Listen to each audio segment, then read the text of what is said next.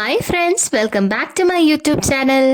ഞങ്ങൾ പലപ്പോഴും സായിഗ്രാമത്തിൽ പോയിട്ടുണ്ട്. അവിടുത്തെ അന്തരീക്ഷം വളരെ ശാന്തമാണ്. ഒരുപാട് കുട്ടികൾ പഠിക്കുന്നുണ്ട്. ഒരുപാട് വയസ്സായ വയോധികർക്ക് താമസ സ്ഥലം ഒരുക്കുന്നുണ്ട്. അങ്ങനെ പല പല കാഴ്ചകളും നമുക്ക് കാണാൻ പറ്റുന്നുണ്ട്. അപ്പോൾ അങ്ങനെയുള്ളൊരു പിന്നെ ഈയിടെ സമൂഹ വിവാഹം നടന്നിരുന്നു. അപ്പം അങ്ങനെയുള്ളൊരു ചാരിറ്റബിൾ ട്രസ്റ്റിന്റെ ഹെഡായിട്ടിരിക്കുന്ന ആനന്ദകുമാർ ഇങ്ങനെ ഒരു പ്രവൃത്തിയിൽ ഏർപ്പെടുമെന്ന് സ്വപ്നത്തിൽ പോലും ഞങ്ങൾ വിചാരിച്ചിരുന്നതല്ല. ഈ പേര് കേട്ടപ്പോൾ തന്നെ ആദ്യമൊരു ഞെട്ടലായിരുന്നു നമ്മൾക്കുണ്ടായത്. അദ്ദേഹം ഇങ്ങനെയൊക്കെ ചെയ്യുമോ എന്നാണ് എല്ലാവരും ചോദിച്ചുകൊണ്ടിരുന്നത്. ഏഷ്യാനെറ്റിലും പല മാധ്യമങ്ങളിലും വാർത്തകൾ വന്നതോടെ ഞങ്ങൾ അമ്പരന്നുപോയി. ആട്ടിൻതോലിട്ട ചെന്നായയായിരുന്നോ അദ്ദേഹം എന്നാണ് ഇപ്പോൾ ഞങ്ങളെല്ലാവരും ചിന്തിക്കുന്നത്. വിശദ വിവരങ്ങളിലേക്ക് നമുക്കൊന്ന് കടക്കാം. CSR ഫണ്ട് കമ്പനികളിൽ നിന്ന് കിട്ടുമെന്ന് തെറ്റിദ്ധരിപ്പിച്ച് 1000-ഓളം സന്നദ്ധ സംഘടനകളെയാണ് NGO കോൺഫെഡറേഷനിൽ അംഗമാക്കിയതെന്ന് വിവിധ സന്നദ്ധ സംഘടനകളുടെ പ്രതിനിധികൾ വെളിപ്പെടുത്തി.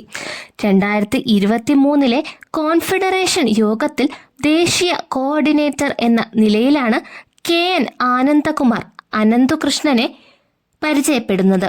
പിരിച്ചു നൽകുന്ന പണത്തിന് ഉൽപ്പന്നങ്ങൾ ലഭിച്ചില്ലെങ്കിൽ താൻ പണം തിരിച്ചു നൽകുമെന്ന് കോൺഫെഡറേഷൻ ആജീവനാന്ത ചെയർമാൻ കൂടിയായ KN ആനന്ദകുമാർ പറഞ്ഞെന്ന് സന്നദ്ധ സംഘടനാ ഭാരവാഹികൾ പറയുന്നു.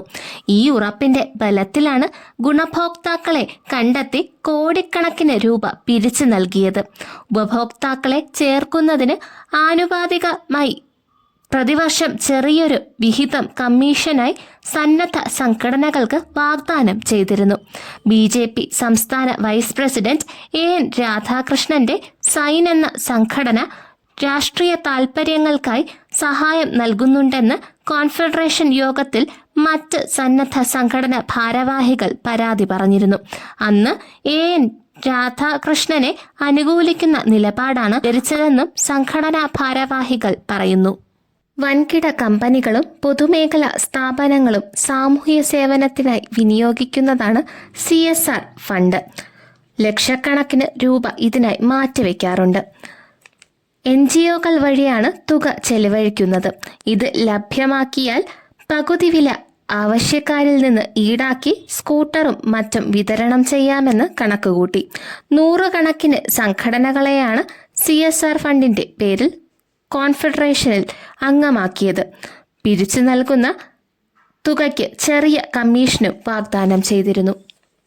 അതേസമയം പകുതി വില തട്ടിപ്പിൽ പങ്കില്ലെന്നും NGO കോൺഫെഡറേഷന്റെ രക്ഷാധികാരി ആയിരുന്നില്ലെന്നും ഹൈക്കോടതി മുൻ judge justice CN Ramachandran Nair പ്രതികരിച്ചു. ആനന്ദകുമാറിന്റെ ആവശ്യപ്രകാരമായിരുന്നു ഉപദേശകനായത്. ചില പരിപാടികളിൽ പങ്കെടുത്തിരുന്നു. പണം പിരിക്കുന്നതായി കഴിഞ്ഞ ജൂണിൽ അറിഞ്ഞതിന് പിന്നാലെ ഉപദേശക സ്ഥാനം ഒഴിഞ്ഞു. ഇക്കാര്യം ആനന്ദകുമാറിനെ അറിയിക്കുകയും ചെയ്തിരുന്നു. പണം വാങ്ങിയെങ്കിലും സ്കൂട്ടർ നൽകണമെന്ന് നിർദ്ദേശിച്ചാണ് സ്ഥാനം ഒഴിഞ്ഞത്.